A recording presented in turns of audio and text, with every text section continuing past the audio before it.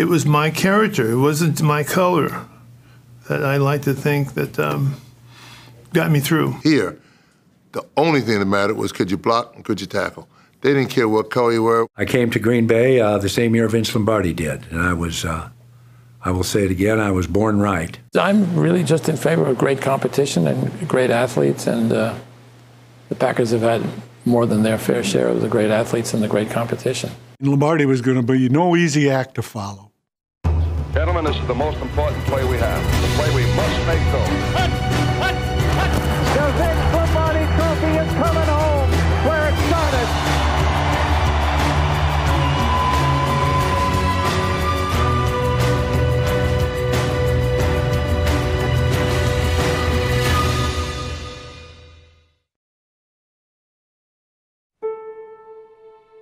One of the Washington Redskin players came up and said, "Coach, can I carry your bag?" And he said, "Oh yes, would you please?" Marie told me, she said, that's the first indication that he was really ill, seriously ill. He passed out in the locker room. He drove himself to the point where I think he was spent, and he was afraid of what might be going on. I went to see him. He was in the hospital, and when I walked out of there, I was sad. I don't know if he's going to make it. Coach was laying in bed, and his hands were down at his side, and his hands were clenched. And I knew he was fighting it. I said, "God bless you," and he said, "Thank you," and that was it. You know, he was feeling very badly. It would have been hard.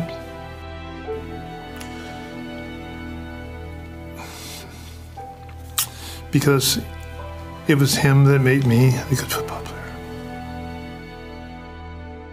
I went over to his bedside and touched his arm, and he opened his eyes, and I said, "Coach, I just wanted to tell you how much you meant to me, what you meant to my life, and how much I loved you. You've made a great difference in my life." September 3rd, 1970. Vince Lombardi dies of colon cancer at Georgetown University Hospital in Washington, D.C. He is 57 years old. He can't die. He can't die. Not this guy. He's not ever going to die. And so you couldn't believe it, and ultimately you had to believe it.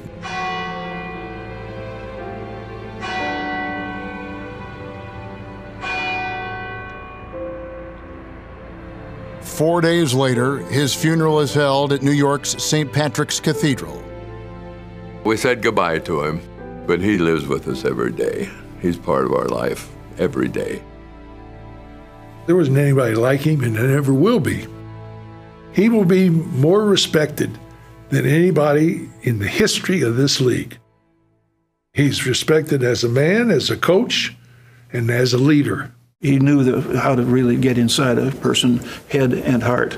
And the heart was, I think, the thing that was especially domineering.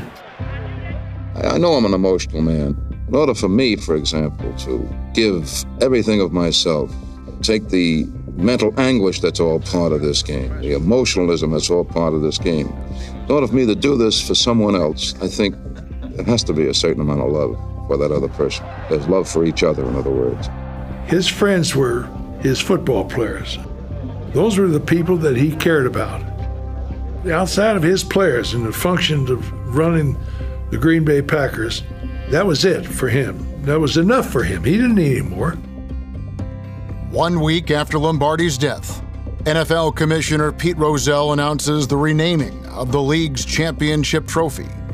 Pro football lost one of its legends, and Pete Rozelle changed the name of the ultimate trophy in the game to the Vince Lombardi Trophy. It's a trophy that's awarded to the champion team, not an individual, a team. Someone who's attained that level of meaning in American life dies. You lose the person, but you don't lose anything else. The mythology, the meaning of Vince Lombardi is as deep today or deeper than it was when he died. He's the greatest coach in the history of this game, and he loved the NFL. Lombardi was the patron saint of the NFL right at the time when it was reaching its majestic status in American life. The rise of football was in part made possible by Lombardi and the Packers. The following year, the late Vince Lombardi is inducted into the Pro Football Hall of Fame. Packers hadn't won for more than a decade before he got here, and they didn't win for almost a quarter of a century after he left. So I'd say his impact was rather substantial. He's been dead almost 50 years, and the way they talk about him, you'd think he was standing in the back of the room. They still have that much reverence, that much respect. He would take whatever you had and make it good and make it better. In all, 13 Lombardi Packers are enshrined in Canton. To this day, the Packers of the 60s are the only team to have won 3 straight championships under a playoff system. So they did things that no other team had done before. I've always said that the guys that played for Lombardi played over their heads. They really did. He gave football what it needed, and that was he took people and made them great. He made me somebody bigger than I expected to be. I think the cheers of the people, the Super Bowl victories, that all fades away. But you never forget your great friends that were in the ditch with you. They attribute their success in life to the lessons they learned from Vince Lombardi. He brought everybody in a right aim with the right goal and to not let each other down, respect each other as not only as teammates but as men.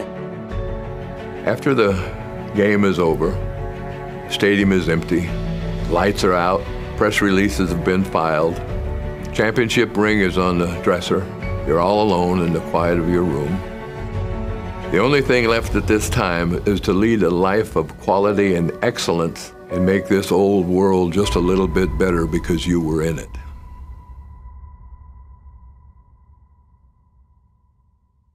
Historically, Green Bay is an almost entirely white community. People were not used to seeing black people. They weren't used to talking to black people. If you saw a black person walking down the street in Green Bay, the assumption automatically was he must have been a Packer player. There were no blacks in Green Bay. It was a white community.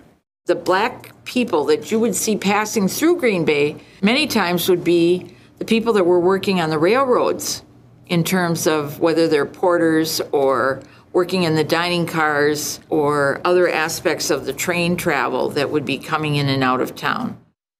I really didn't have a chance to really study the Packers. And so after I'd signed, and I saw the quarterbacks from Alabama and the running back from Louisville and the other running backs from LSU and half the lines from Texas. In college, every time I went south of the Mason-Dixon line, I had some bad experiences. Now I was going to have a whole team full of guys from the South. And I thought that I did the right thing. In 1961, Herb Adderley, Willie Davis, and Elijah Pitts share a fixed-up one-bedroom apartment. The other half of the building is the Canadeo exterminating business. Willie Davis gets the bedroom because he's the oldest. Adderley and Pitts flip a coin to see who sleeps on the sofa and who sleeps on an army cot. Adderley says the homeless shelters in Green Bay are better and have better furniture. None of the black ball players brought the wires to Green Bay. I was here the first year, and I saw what it was like in Green Bay. Everybody said there was one black lady in town with 2 daughters. I was here for 10 years. I never saw it. The Civil Rights Act of 1964 and 68 brought a legal end to segregation and discrimination. The Packers had already broken the color barrier nearly 20 years before. In 1950, the Packers signed free agent end Bob Mann. The very next day, he became the first African-American to play for the Packers in a league game. Or was he? Bob Mann has long been credited with being the first African-American to play for the Packers in a regular season game. He really broke the color barrier for playing professional football in Green Bay. He clearly had a huge impact by signing with the Packers and becoming the first African-American that was known to play for the Green Bay Packers. Curly Lambeau had never had a black player that anybody was aware of. Subsequently, we learned that Walt Jean was an African-American who played in the mid-20s. Walter Jean, a Packer during the 25 and 26 seasons, may actually have been the first. His father was black, His mother was white. In all likelihood, when Gene played for the Packers, he was considered to be white by Lambeau, his teammates, and fans. In 1959, the Packers acquired defensive back Centennial from the New York Giants. Spent the majority of his career with the Giants, so Lombardi knew him from there. He was looking for that leadership and direction to help some of the younger players on the team, so that's why Lombardi brought him here. When he arrives, housing is difficult to find in Green Bay. During part of his playing career, he lives at the Hotel Northland. Lombardi pays his room and board. When Lombardi started in 1959, Centennial was a winner. The rest of the players he inherited were abysmal losers, basically, who had just finished playing on a 1-10-1 team. Centennial helped Lombardi teach the Packers how to win. He was really a de facto assistant coach. Before there were any African-American assistant coaches, he was invaluable. And that was the start of changing the culture of the Green Bay Packers. He played 11 seasons with New York, 3 seasons with the Packers, and became a respected team leader, paving the way for many African Americans to play pivotal roles in the team's success during the 1960s. In 1959, there were only 4 African American players on the team, and by the end, 6 of the 11 players on the #1 ranked defense are African Americans. It was uncommon to draft African Americans in the first round. But Vince Lombardi broke the mold, and he drafted Herb Allen in 1961, and he drafted me in 1963, and so that was 2 out of 3 years he drafted African American in the first round. Lombardi changed everything in terms of race with the Packers. He didn't see black or white, he just saw green and gold, and that's all it took. The men who he signed and played were such great, intelligent people. So many other NFL teams had quotas, or at least it was understood that they did, to keep the number of African American players to a minimum, and he had none.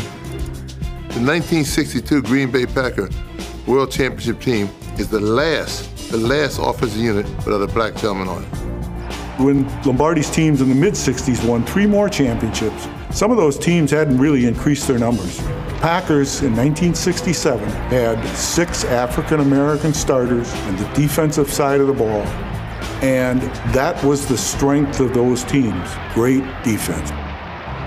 I believe the #1 reason for that was Vince Lombardi's open-door policy toward African-American players. There was all this criticism about having too many African Americans, and he made that statement, if I hear anybody complain, he said, we'll never play another game in Green Bay. One of his best traits that maybe we overlook is how tolerant he was of other people's religions, their race. He was beloved by his African American players. There was a family who lived in Kenosha.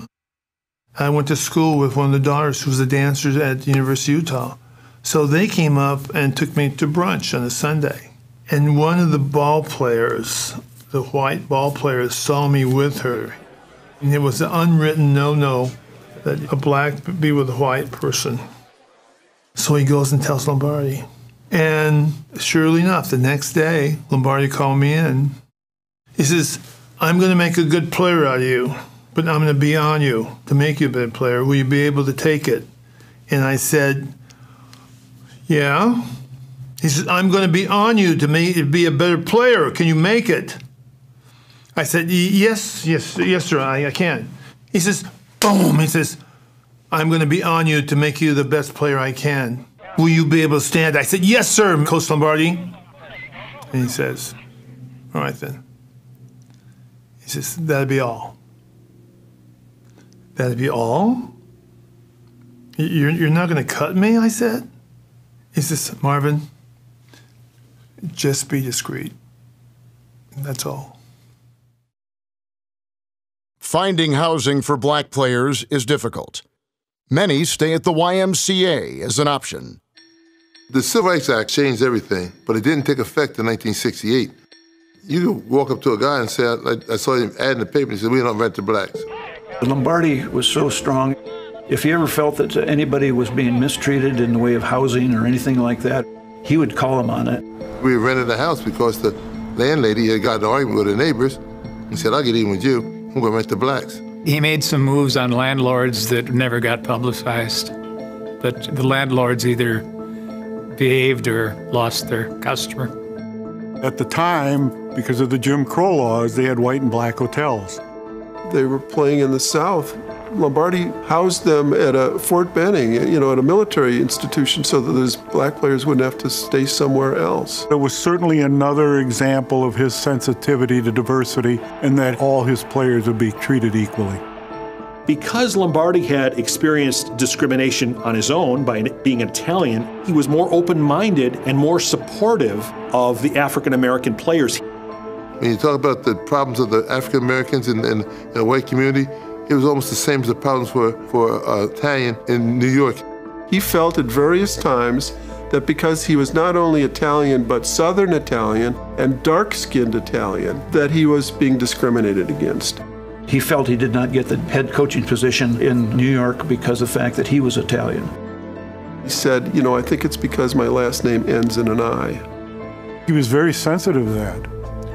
He also had a gay brother, and I'm sure that he witnessed the prejudice that he had been subjected to. Lombardi was decades ahead of most other people in sports on issues of gender and sexuality. He wasn't going to let anybody discriminate against his players. There were like 7 or 8 places in town where African-American ball players were not accepted, and Vince heard about it. Lombardi went to those places and said, if I hear you discriminate against any of my players, you're off limits for the entire team.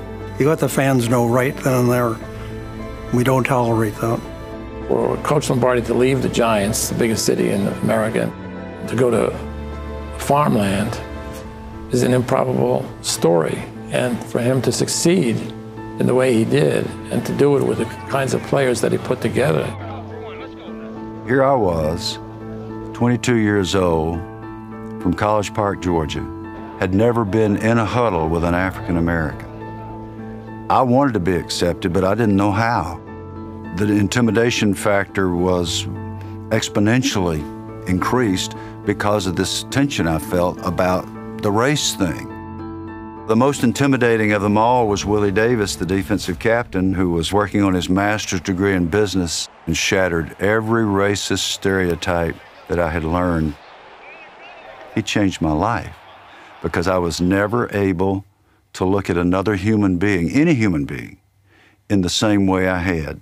That's the history of America, is diverse people coming together and collaborating from different parts of the country with different backgrounds and just becoming single-minded in pursuit of a goal, which Coach Lombardi was without parallel in terms of enabling to create that kind of a spirit. While Lombardi is often credited as bringing true integration to the game, he did not pair up white and black players as roommates until 1968, when he was general manager. The first 2 guys to get together was Jerry Kramer and Willie Davis. We ended up down in my room talking about things, and where's your roommate, Jay? Well, not coming to camp. I said, why don't you move in? They're the first integrated couple. They're the first odd couple, we call them. I'd say, Will, yeah, Jay? I said, do you believe in black power? No, Jay, I don't believe in black power. Huh. Will, yeah, Jay? You believe in white power? No, Jay, I don't believe in white power. Will, yeah, Jay? What the hell you believe in? Green power, Jay, green power. He walked the talk on race in every possible way. And that's what led Dave Robinson, his great linebacker, to say that he cried at only 2 funerals in his life, and one was his father and one was Vince Lombardi. Vince Lombardi integrated the whole city of Green Bay. Some of the ball players today, I think they don't realize what it was like, what people had to go through for them to be in the position they're in today. The progress that was made during Lombardi's years as head coach erodes soon after his departure and persists over the next 2 decades. I'm just going to go out and express myself on the football field and let them know that we are part of a community and a bigger part of the community, and we're going to just go out and do what we came here to do, and that's to play football. There was a period of time there where African Americans viewed Green Bay as not a great place to go. Green Bay became known as the Siberia of the NFL. And that was a saying that was kind of going around the league that, we're going to ship you off to Green Bay if you don't straighten up and play right. It had been 20 years since the Packers had won anything of substance. We see it all the time in sports. Losing generates impatience pretty quickly. Empty seats in Lambeau, a lack of diversity throughout the community, and disrespect from longtime fans. Players were not interested in Green Bay or playing for the Packers. It was a wake-up call, maybe, for Green Bay to say, if we want to keep this franchise and we want to win, we have to do some things differently. 1992.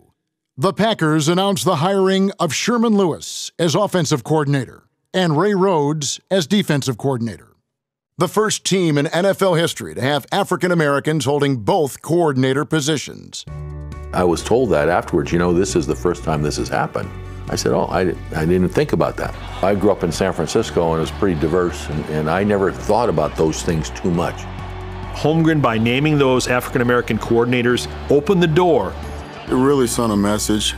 You're qualified to do the job no matter what anyone else thinks it's the right thing to do. There were coaches that needed the Green Bay Packers, and the Packers needed them.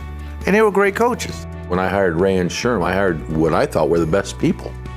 They put people in position to help their organization, their ball team win. I don't think Reggie White comes here a year later in free agency without the renewed feeling that African Americans can thrive in Green Bay.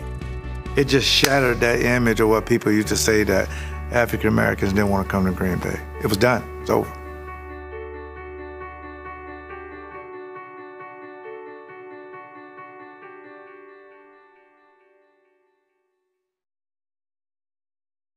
(1970). Phil Bankston, in his third year as head coach, is anything but Lombardi. They gave him a coach and general manager, honest to God. He was way over his head as coach. He also had a drinking problem that interfered with his coaching. I remember going to out-of-town games, and the poor guy was up all night drinking. He'd show up the next morning unshaven, smoking like crazy. They knew darn well chances were they're going to lose it. He just didn't have the personality to pull off a head coach's job. He didn't have that charisma or whatever it is, whatever you want to call it, that Lombardi had. You don't fool anybody with your X's and O's and your deception and all that stuff. You beat them by well-coached and motivated people. Phil, unfortunately, was more of an X and O guy. How do you attain and maintain that excellence that we had for 9 years under Lombardi? Packers executive committee discussed making a pitch for Don Shula, and actually somebody made contact and then never followed up on it. At the end of the 1970 season, Bankston resigns. You take things in order. In the first place, there was nothing to consider as long as he was our head coach and general manager. That 20-21 record by Phil Bankston, little did we know that for the next decade that would be the best record the Packers would have. So it gives you some idea of the dark ages that fell upon us. It isn't all bleak. As the 1970s unfold, the Packers are in good shape financially, thanks to revenue sharing with more games on television and President Dominic Olejnicek's commitment to protecting Green Bay's standing as a small market franchise. What he saw with the TV explosion was that if we're going to make this work and make it a really good enterprise, we have to have revenue sharing, and that's what's his key. A perfect leader for his time because the Packers were in better economic circumstances. He was very articulate in making the case for policies and processes that would protect the interests of the Packers. We wouldn't be here today without revenue sharing.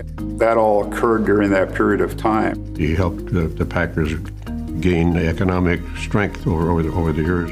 By 1971, just 21 years after a stock drive was needed to keep the Packers from folding, the team shows its first $1 million profit, a net worth of almost $5.8 million. Everyone in the league knew what the Packers represented for the league, from which all of us could learn a lot, and Mr. Olejniczak epitomized that. Following Bengtson's departure as head coach, a new search begins. They had a number of coaches that were interviewed, including Joe Paterno. He ended up going into the college ranks instead of going to a pro assistant. Dan Devine, coach and athletic director at the University of Missouri, is named the Packers' new head coach and general manager. Born in Augusta, Wisconsin, Devine becomes the Packers' 7th head coach. Devine had success in Missouri, so he was revered. He built that program to what it was.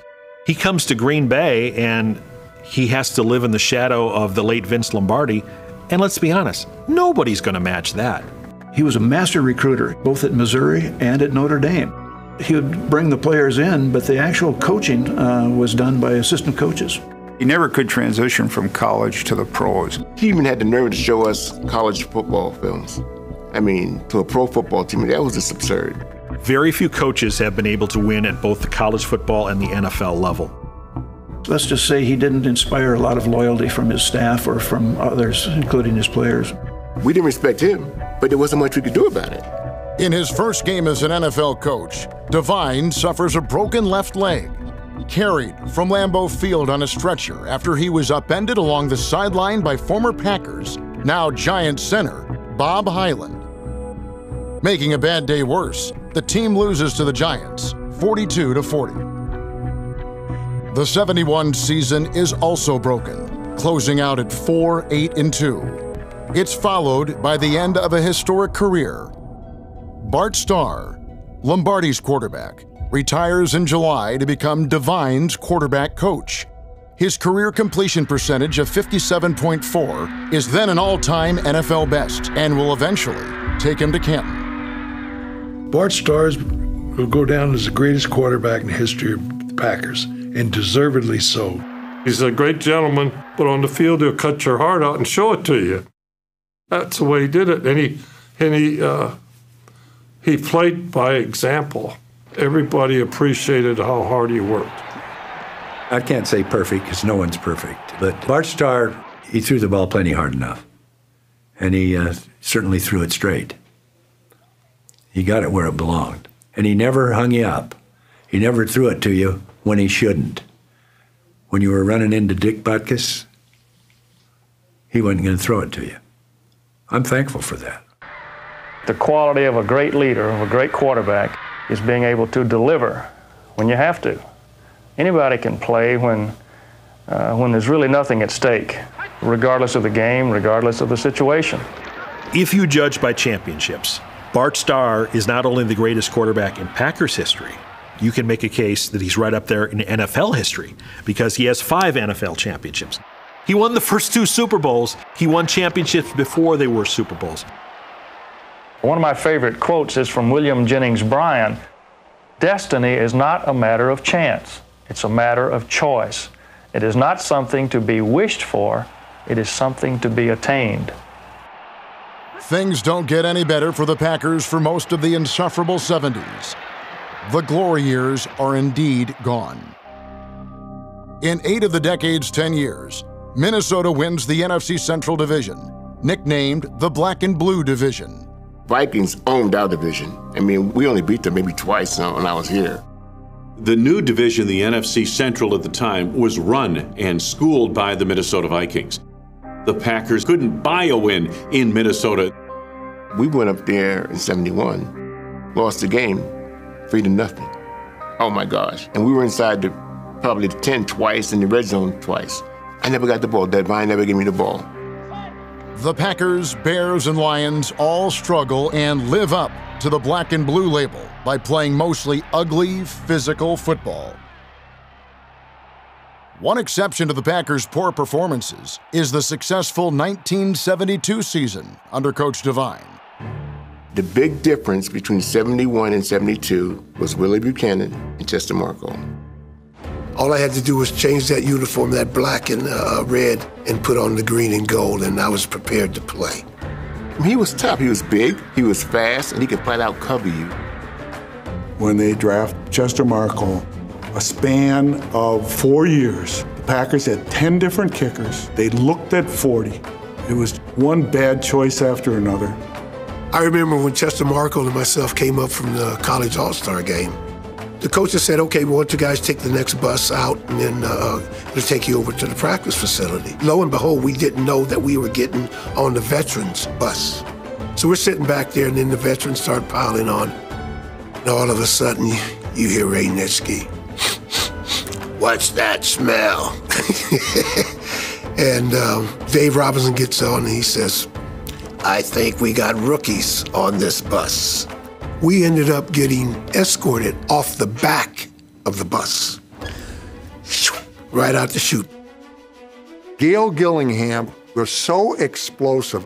You'd watch end zone video of Gail Gillingham, and it was like when he buried his head in a defensive tackle's chest. It was like looking at one of those little dogs they put in the back of cars with the bobbing head. Gilly was unbelievable. Best lineman I've ever seen. McCarthy Lane was the icing on the cake. He was John Brockington's blocking back. So he was very instrumental on the success of John Brockington. This guy was the real deal. He could do it all. He could catch passes, he could block like nobody's business, and he could run. In '72, McCarthy Lane rushed for 900-something yards also, and Brockington went over 1,000. I was the first back to get 1,000 yards in each of his first 3 seasons, and when I consider the backs that came before me, it's pretty good. He's the first guy in history, 1,000 yards 3 times in a row. Brock was a north-south runner. Brock was, get the ball and I'm going. Bruising cold weather battles further fan the black and blue nickname. No game represents the label more than the December '72 matchup between the Packers and the Vikings in 18 below wind chill. Packers were easing into the playoffs with Brockington and McArthur Lane and a strong defense. We beat them pretty good that day. I had over 100 yards, Mac had 99, and we had like 4 turnovers. Clarence Williams had 3 sacks that day on Fran Tarkington, so big day for the Packers. With a 27-23 win against the Vikings in Metropolitan Stadium, the Packers clinch the NFC Central Division. Dan was named the Coach of the Year, and it really looked like we might take off. The first playoff game in the playoffs was against the Washington Redskins in Washington against George Allen. I'll never forget, it was December 24th, 1972. The Redskins played a 5-man front, so it's single man-to-man blocking. They were going to line up in a 5-1 defense against us. It was just to throw us off and to try to make us think about trying to run over them. They did that because they would take away our running game. We had played them previously that year, and they showed a 5-man line. You can't run against it. Apparently Devine never figured it out. Both Gail Gillingham and I talked to Raleigh Dodge, who was the line coach. I say, hey, tell him, you can't run tackle to tackle on this thing. Flare the back out of the backfield and pitch the ball to McCarthy. Just before the game, Dan Devine decided that he was going to be the offensive play caller that day instead of Bart Starr. Took the job away from him. Devine, I guess, wanted to finally coach. So he took over the realm, and it was all downhill after that. The Packers failed to win the divisional playoff game, falling hard to the Washington Redskins 16-3. They'd taken the play calling away from Bart. Nothing he could do about it. His boss said, this is where we're going to do it. I'm calling the plays, and he did. Dan Devine was a disaster with the Packers. The Redskins never should have beat us. We lost because we weren't put in the right position to win. I think the boys went home that winter and said, we're not going anywhere with this guy. It will be another 23 years before the Packers win another Central Division title. Over the next 2 decades, it hit rock bottom. In the midst of unquestionable turmoil under head coach Devine, 1974 sees a players' strike. Although the organization is essentially owned by its community, Packers are not immune to ownership-player disputes over players' rights. When the NFL players went on strike, they wanted free agency. They wanted to be able to move from team to team. They wanted to earn more money. The Rozelle rule, freedom of movement was the biggest issue. We had started out saying, get rid of the Roselle rule.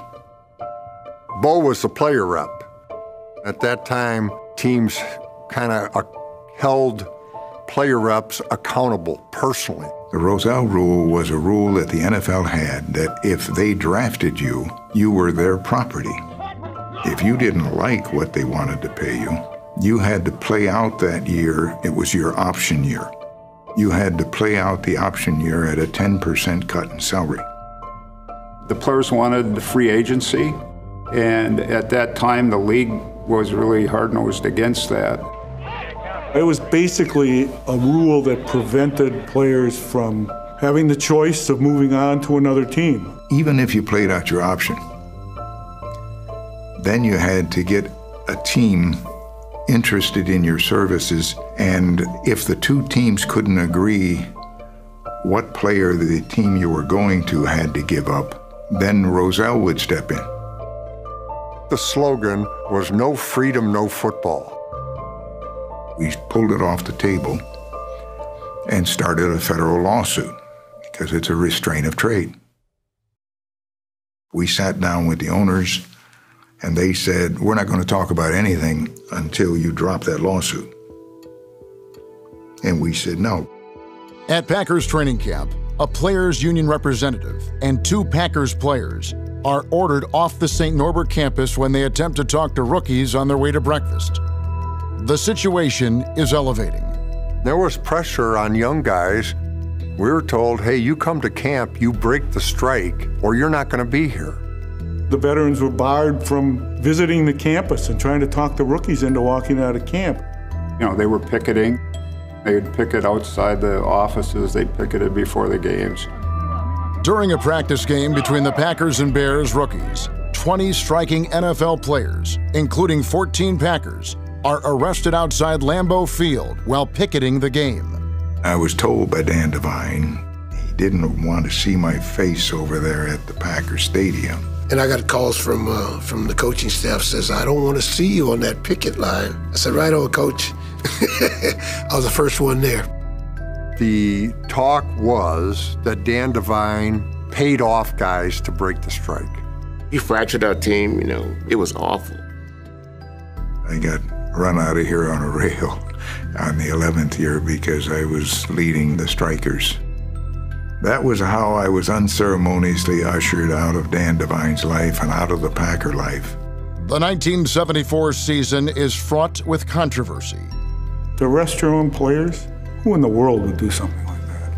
Other than the screwed up Packers of the 1970s. After the strike, it was a period of, I would say, and I don't think I'm going too far, locker room turmoil. 1970s, the Packers used 18 different quarterbacks, 14 different starters. If quarterbacks are critical to the success of an NFL team, that speaks volumes about the problems they faced. We were hurting at quarterback. We needed a quarterback, and Dan Devine needed a quick fix.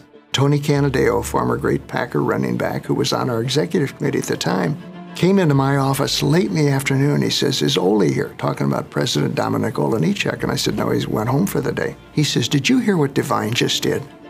In the middle of the 74 season, with a record of 3-3, Devine trades 5 future high draft choices to the Los Angeles Rams for the reigning NFL MVP, 34-year-old quarterback John Hadl. We'd seen Hadl 2 weeks before. He couldn't throw the ball out of a phone booth. I mean, his arm was shot. An aging quarterback, and we gave up a number of draft choices for it. It set the organization back a great deal. What are they doing giving up all of that for John Hadl? Devine gave up 2 1s, 2 2s, and a 3 draft choices to get a guy that was seriously at the end of his tenure. Horrible trade, maybe as poor a trade as we have ever made. It ended up being a disaster because John Hadl was washed up and couldn't really deliver. It was a desperation move by a man who was hanging on by his fingernails. Wow. That kind of threw the Packers back 10 good years, at least. He would do things without going to the executive committee, things that not only changed the franchise at that time, but affected the franchise down the road. To this day, it's the worst trade in the history of the National Football League. In October 1974, Time magazine carries a story titled Haunted in Green Bay. The magazine claimed Devine had been the target of personal insults and professional criticism. The famous story is that his dog was shot, and he was all upset that some unhappy fan had shot his dog. The neighboring farmer who had warned Devine a number of times to keep his dogs tied up kept chasing the dog off and warning Devine, and finally he had enough and took the dog down. The impression that was created by that Time magazine story was that an irate fan had gone out and shot Dan Devine's dog, and that was not the case. As if things aren't bad enough, December 1974. One of our assistant coaches came to me before we went to Atlanta. You know, there's a rumor in the locker room that the team is going to boycott and not show up at the airport on Saturday afternoon. We're supposed to be out there just, having fun and playing a game that the fans like. In 4 seasons as coach, Devine accrues a less than mediocre 25, 27-4 record. Saturday night when we were in Atlanta, Dan sent a letter to Father Joyce at Notre Dame, formally accepting the Notre Dame job, and had one of our equipment people actually take the envelope to the mailbox and make sure it went out that night. Dan Devine beats the Packers to the punch by accepting the head coaching position at Notre Dame, then resigning at season's end before the executive committee can announce his firing. It was an organization that was in total disarray at that particular time. There was only one guy that people would accept as the next head coach of the Green Bay Packers. The fans wanted him.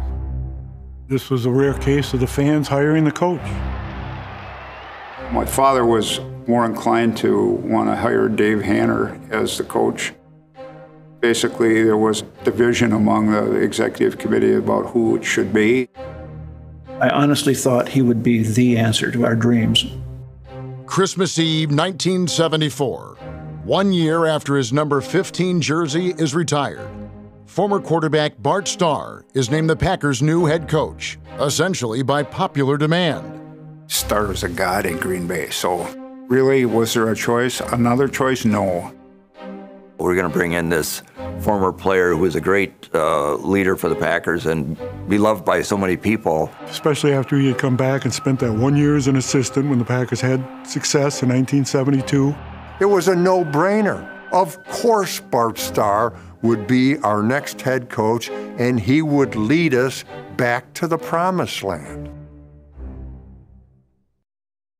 Starr asks fans for their prayers and patience. New coach, new system, new training. The first practice Bart Starr coached, there was a lineup from the stadium on down to the United Street practice field of people wishing Bart Starr well. Everybody liked Bart, and they would rally around him, and they would support him and play for him. He was one of those guys that you really wanted to play hard for. You wanted to make him proud of you. He was organized, very bright, very good man to work for, loyal. He just was that kind of a man you'd like to, you'd go to the wall for Bart. There's a misconception out there that Bart Starr was easy. You go through one of his training camps, and it was brutal. I mean, it was absolutely brutal. In Starr's head coaching debut, Packers punter Steve Broussard has an NFL record 3 punts blocked, each leading to a Lions touchdown. The Packers suffer a humiliating 30-16 defeat at the hands of Detroit. First time I'd been on a field here as a coach of the Green Bay Packers. Naturally, the butterflies are, they were about 3 feet across, I think, at that time. Bart had 1 year of coaching experience. He never came out thinking he was going to coach. He said if he had wanted to coach or had a desire, he would have gone on as a grad assistant at Alabama, worked for Bear Bryner. Most of the great coaches were not great football players, but they're great students of the game. The inexperience hurt Bart terribly. It was a leap of faith for Packers fans. It was a leap of faith for Bart Starr. Whether poor trades, bad luck, forgettable drafts, organizational chaos, unhappy players, union strikes, or questionable talent, The Packers become the laughingstock of the NFL. That was the beginning, really, of the contemporary coverage of the Packers, 1974 into the early 80s, when it was very much contentious with Bart Starr as the head coach. When Bart got to be coach, he made a mistake by saying something and then saying, oh, that's off the record. No, you don't do that. Once you say it, it's on the record. The Press Gazette coverage is starting to change. It's starting to question a little more. That was just a natural progression. There was no ill will there. That's just how media changed, how sports marketing changed, how the NFL changed. Bart is the type of person that looks for the best in people and not the worst. And sometimes you open yourself up in a tough, cold business. You open yourself up a little bit. In 1974, the Press Gazette went all in. They hired a new reporter. His name was Cliff Crystal. Cliff Crystal reported the way it is. Facts are facts. It is what it is. Journalism was changing, and that type of journalism, that type of coverage came to the Packers beat. I love to dig, love to uncover stories, love the reporter side of the job. Cliff's orders, very different from all the previous orders for Packers reporters, cover them as you would cover anything else. Do that with a critical eye, call them as you see them. Much of my career, I had an adversarial relationship, but also I think a respectful one with the people that were running the team, head coaches. My first year, 1991, I'm in for the last 4 games. We finally win one to go 4-12. So I come home and I told Bob, I need to talk to you. I would like to make a change in the coaching, the head coach. So he said, okay. I walk out and I start to get in my car. I want you to know, it's snowing. Across from my car, this door opens and it's Cliff Crystal. I said, what the bleep are you doing here? And he said, well, I'm following up. I see that you went with Bob Harlan. In the bicentennial year, 1976, the Packers acquire Houston Oilers backup quarterback and promising talent, Lynn Dickey. I wanted to go to Denver, and Denver had no interest in me at all. Lynn was the real deal. And man, he could throw that ball.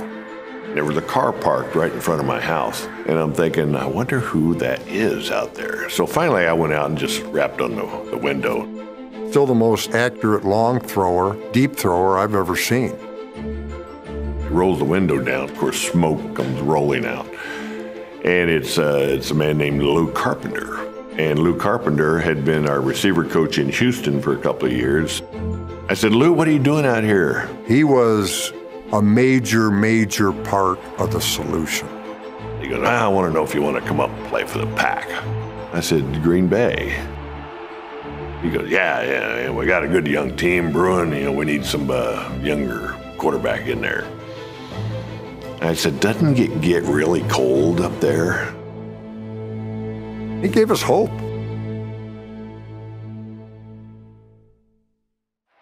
In 1977, in a game that was already long lost to the Rams, quarterback Lynn Dickey sustains a double fracture to his left leg and is lost to the game of football for nearly 2 years. The leg did not heal correctly. The guy took x-rays and he puts them up. He looks at them through the light, pulls them down, puts them in an envelope, hands the x-rays to me and says, your leg's still broke. I went, what? I've been running a mile a day, 5 days a week for a month. He goes, I bet that hurt, didn't it? I went, damn right it hurt. The Packers can never quite gain ground or momentum. On a 45-man roster, I think we had about 36 first and second year players on that team in 1978. So we were all young, coming out of college, first year players, second year players. I don't think they had the right amount of talent. I mean, you have to think about the teams that were winning in that era. We looked at the schedule and said, training camp is tough. The preseason games are tough. We're just going to start the season and see how things go. Despite what some would say are his shortcomings as a coach, Bart Starr is widely admired and respected as a leader. Players loved him. The players responded well to him. Bart lived and learned on the job very tirelessly. I could always ask him anything about the game and reads and stuff like that, little insights that quarterbacks are always looking for a tip. In our locker room, we had these bins that you were supposed to put your soiled T-shirts in, and guys would miss the bin. Bart came in and he said, "Men, we have people who come in here at night and who clean up after you, and they really shouldn't have to." And he said, "You can tell the true measure of a man by how he treats somebody who can do nothing for him." Hall of Fame player, Hall of Fame human being. As great a player as he was, you'll hear people say he was an even better man. He really was. In the 1979 draft, the Packers miss a prime opportunity. Red Cochran sat in that draft room, and every time we came up on the board, Red would say to Bart, "He does nothing but win." I thought Red Cochran and Dave Hanner were going to have apoplexy. They were just begging him to take him. When we didn't take him, Red cussed, slammed the door, and left the draft room. We passed on him for a fella named Charlie Johnson, a nose tackle out of Maryland. In fact, he passed not only once, but 3 times on Joe Montana, and the rest is history.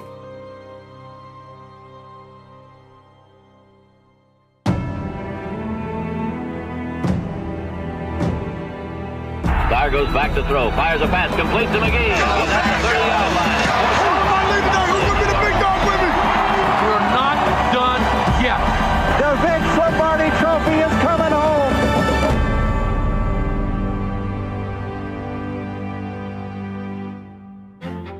We had a couple safeties by the name of Johnny Gray and Steve Loop.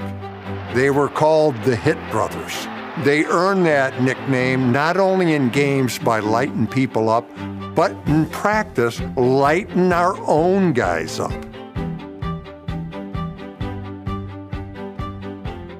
If you were a receiver in practice going over the middle, look out, because Crazy Johnny or Crazy Steve was going to try to knock you out onto Oneida Street, and they just did it for fun.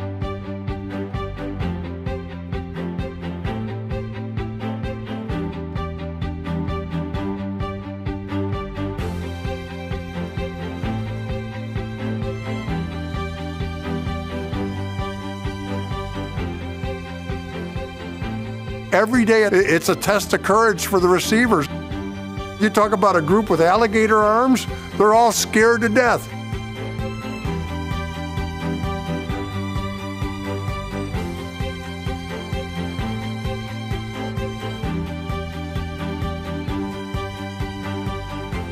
So Lofton arrives on the scene, and before they could light him up, they get called into the office.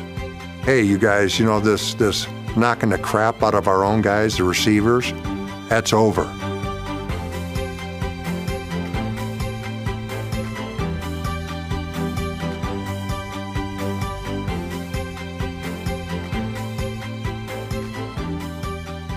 You don't touch this Lofton guy. He's too good.